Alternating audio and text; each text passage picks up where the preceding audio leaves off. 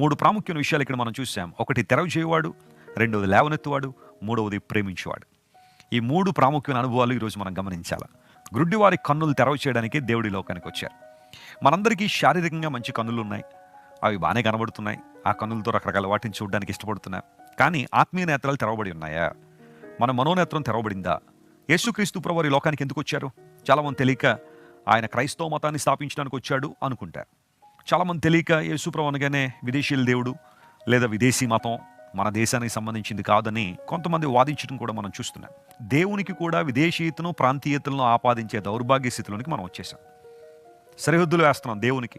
దేవుడు అక్కడే ఉండాలి, అది దాటి రాకూడదు, ఆ దేశం వరకే ఆయన పరిమితం, ఈ దేశానికి రాకూడదు అనే ఒకలాంటి ఆధ్యాత్మికమైన గుడ్డితనం మనిషి కలిగి ఉన్నాడు. అసలు దేవుడు అనే మాటకు అర్థం కొంతమంది తెలుసో లేదో అనిపిస్తుంది. దేవుడు అనగా స్వయంభవుడు, ఆయన ఎక్కడైనా ఉండగలడు. ఆయన సర్వవ్యాపి అయిన దేవుడు. ఆయన బౌండరీలు ఏ ఒక్కరు వేయలేరు.